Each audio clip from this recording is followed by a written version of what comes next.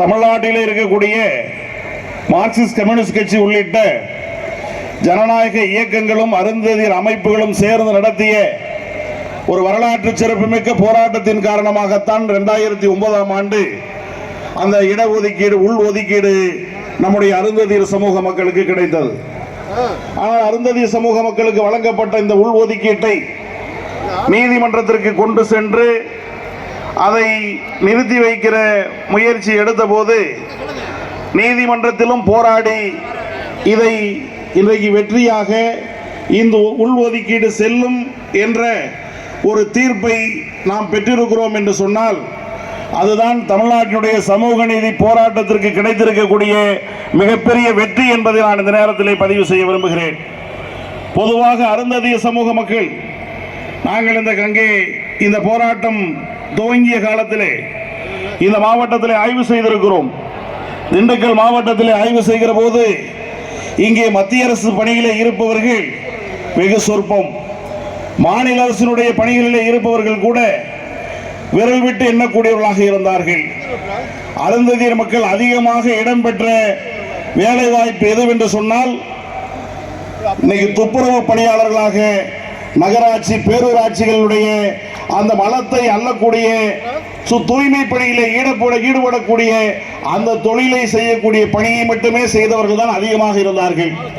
ஆகவே கிட்டத்தட்ட தமிழ்நாட்டினுடைய கணக்கெடுப்பும் இதுதான். ஆகவே தமிழ்நாடு முழுவதும் இந்த இடஒதுக்கீட்டினுடைய பலன்களை பட்டியலின மக்களுக்கு 18% இடஒதுக்கீடு வழங்கப்பட்டாலும் இந்த 18% இடஒதுக்கீட்டினுடைய விளிம்பை கூட தொட முடியாத பகுதியாகத்தான் அருந்ததியர் சமூகம் இருந்தது. ஆகவேதான் இந்த சமூகத்தை தனி உள்ஒதுக்கீடு வேண்டும் என்ற கோரிக்கையை மார்க்சிஸ்ட் கம்யூனிஸ்ட் கட்சி முன்னெடுத்து போராடியது. மார்க்சிஸ்ட் கம்யூனிஸ்ட் கட்சியை பொறுத்தவரை இது போன்ற விவரங்களை எல்லாம் விஞ்ஞான பூர்வமாக ஆய்வு செய்யாமல் எந்த கோரிக்கையும் முன்வைத்தது கிடையாது. ஆகவே தமிழ்நாடு முழுவதும் ஆய்வு செய்த அடிப்படையிலே தான் இந்த இடஒதுக்கீடுடைய பலன்கள் சென்றடையாத அருந்ததிய பகுதி மக்களுக்கு தனி உள்ஒதுக்கீடு வேண்டும் என்ற கோரிக்கையை தமிழ்நாட்டிலே முன்வைத்தது மார்க்சிஸ்ட் கம்யூனிஸ்ட் கட்சி. ஆகவேதான் இது இன்றைக்கு தமிழ்நாட்டினுடைய அரசியல் கோரிக்கையாக இந்த சமூகத்தினுடைய கோரிக்கையாக அது மாற்றப்பட்டதற்கு மார்க்சிஸ்ட் கம்யூனிஸ்ட் கட்சிக்கு மிகப்பெரிய பங்கு இருக்கிறது. ஆகவே அதை நம்முடைய அருந்ததியர் அமைப்புகளும் நம்முடைய அருந்ததிய மக்களும் நிச்சயமாக அதை நினைவில் கொண்டிருக்கிறார்கள் என்றுதான் நான் சொல்ல முடியும். ஏனென்று சொன்னால் நடந்து முடிந்த நாடாளுமன்ற தேர்தலிலே இந்த தொகுதியிலே கணிசமாக இருக்கக்கூடிய அருந்ததிய மக்கள் எந்த பக்கமும் சாயாமல் முழுக்க முழுக்க இந்தியா கூட்டணியினை பக்கம் நின்று வாக்களித்திருக்கிறார்கள் என்று சொன்னால் இதுதான் ஒரு சரியான மாற்று இந்தியாவுக்கு என்று உணர்ந்திருந்த மக்களாக, அரசியல் புரிந்த மக்களாக அருந்ததிய மக்கள் இருந்திருக்கிறார்கள் என்பதை நான் இந்த நேரத்திலே சுட்டிக்காட்ட கடமைப்பட்டிருக்கிறேன். ஆகவே இத்தகைய போராட்டத்தை இன்றைக்கு முன்னெடுத்து செல்வதற்கு இன்னும் வலுவான ஒற்றுமை நமக்கு முன்னே தேவைப்படுகிறது. பல்வேறு அமைப்புகள் இருந்தாலும் அந்த அமைப்புகள் தனித்தனியாக செயல்பட்டாலும் இந்த அமைப்புகள் எல்லாம் ஒரே மேடையிலே அவர்கள் எல்லாம் ஒருங்கிணைத்திருக்கிற பணியை இன்றைக்கு மார்க்சிஸ்ட் கம்யூனிஸ்ட் கட்சி தமிழ்நாடு தீண்டான ஒழிப்பு முன்னணி தான் செய்து கொண்டிருக்கிறது என்பதை நான் இந்த நேரத்திலே பெருமையோடு நான் சுட்டிக்காட்ட கடமைப்பட்டிருக்கிறேன். ஆகவே இந்த அருந்ததியர் மக்களுடைய இந்த இடஒதுக்கீட்டு உரிமை போராடி பெற்ற உரிமை, நீதிமன்றத்திலும் அது நிலைநாட்டப்பட்டிருக்கிறது. இந்த உரிமையை எப்பாடுபட்டாயினும் பாதுகாப்பதும் அதனுடைய உண்மையான இடஒதுக்கீட்டை நோக்கி கொண்டு செல்வதும் மிக மிக அவசியமானது என்று நாங்கள் கருதுகிறோம். இன்று கூட சாதிவாரி கணக்கெடுப்பு நடத்த வேண்டும் என்பது இந்திய நாடு முழுவதும் கோரிக்கை எழுந்திருக்கிறது. இதர பிற்படுத்தப்பட்ட சமூகத்தை சார்ந்தவர்களுக்கு இடஒதுக்கீடு வழங்குவதில்லை, அதில் உள்ஒதுக்கீடு போன்ற கோரிக்கைகள் வருகிற போது எந்த கணக்கெடுப்பும் கிடையாது. 1931க்கு பிறகு சாதிவாரி கணக்கெடுப்புகள் நடத்தப்படலை.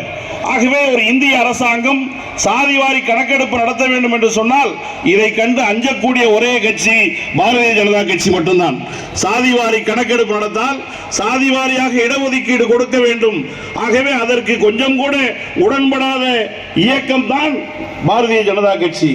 ஆகவே நடந்து முடிந்த பட்ஜெட் கூட்டத்தொடரிலே கூட மக்கள் தொகை கணக்கெடுப்புக்கே அவர்கள் நிதி ஒதுக்கவில்லை. மக்கள் தொகை கணக்கெடுப்பு 2011ஆம் ஆண்டு நடந்ததோடு முடிந்துவிட்டது. 2021ஆம் ஆண்டு மக்கள் தொகை கணக்கெடுப்பு நடைபெறவில்லை. ஆகவே 2021 ஆண்டு நடைபெற வேண்டிய மக்கள் தொகை கணக்கெடுப்பை எப்போது நடத்த போகிறோம் என்ற அறிவிப்பு கூட இவர்களால் செய்ய முடியவில்லை. ஆகவே இந்த அறிவிப்பு வந்தால்தான் அதிலே சாதிவாரி கணக்கெடுப்பை இணைத்து நடக்க வேண்டும் என்று இந்தியா முழுவதும் கோரிக்கை வந்திருக்கிறது. அது மட்டுமல்ல, மகளிருக்கு வழங்கி இருக்கக்கூடிய அந்த இடஒதுக்கீட்டை அமுலாக்க வேண்டும் என்று சொன்னாலும் கூட இந்த கணக்கெடுப்பு நடத்துவது அவசியமாக இருக்கிறது. ஆகவே இது போன்ற கணக்கெடுப்புகள் எல்லாம் அவர்கள் மேம்போக்காக இதுவரைக்கும் இந்தியாவினுடைய வரலாற்றிலேயே 10 ஆண்டுகளுக்கு ஒரு முறை நடைபெறக்கூடிய அந்த மக்கள் தொகை கணக்கெடுப்பை ஒத்திவைத்த ஒரே கட்சி பாரதிய ஜனதா கட்சி தான்.